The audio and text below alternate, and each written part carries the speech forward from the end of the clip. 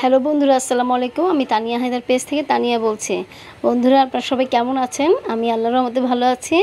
বন্ধুরা, আজকে আমি আপনাদেরকে দেখাচ্ছি পর্ব 4। এই সাভার নীলাবর্ষা রিসোর্টে আমরা এসেছিলাম। তো আমি 3 পর্ব অলরেডি দেখিয়ে ফেলেছি আপনাদেরকে। এখন আমি দেখাচ্ছি পর্ব 4। তো যাই হোক বন্ধুরা, নিশ্চয়ই আমার আগের যে 3 পর্ব ছিল সেটা আপনারা দেখে ফেলেছেন।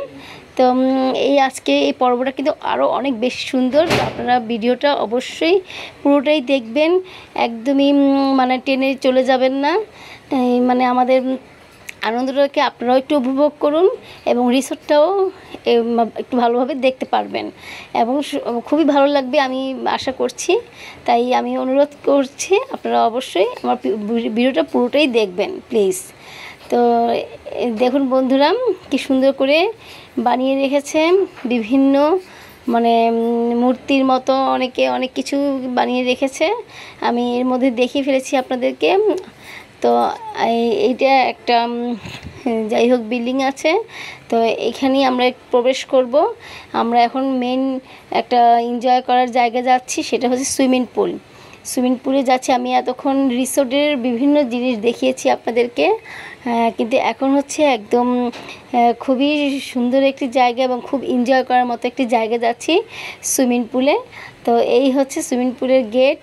দেখুন আমার ছেলে, আমার 2 ছেলে আর আমার ছোটো বোন, ওরা সবাই আপনাদেরকে হাই দিচ্ছে। তো এই মানে গেটটা আমরা প্রবেশ করব এখনই। এই প্রবেশ করলাম।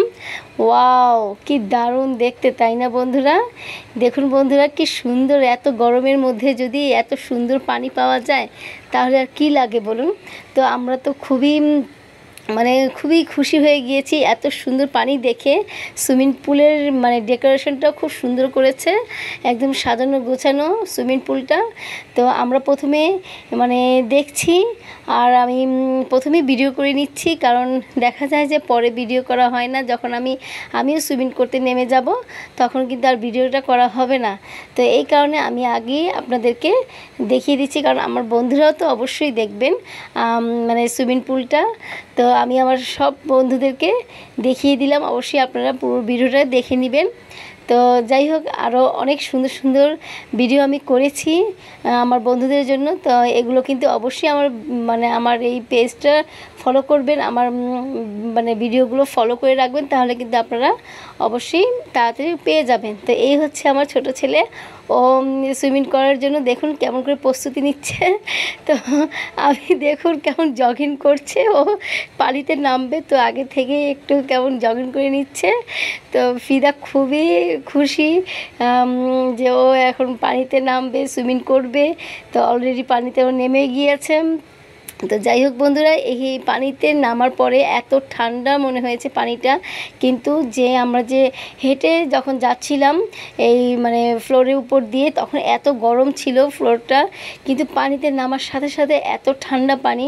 তো খুবই আশ্চর্য হয়ে গিয়েছে। এই দেখুন বন্ধুরা, এই ফ্লোরগুলো খুবই গরম, মানে একদম খালি পা তো রাখাই যায় না। আমি তো একটু খালি পা হওয়ার পরেই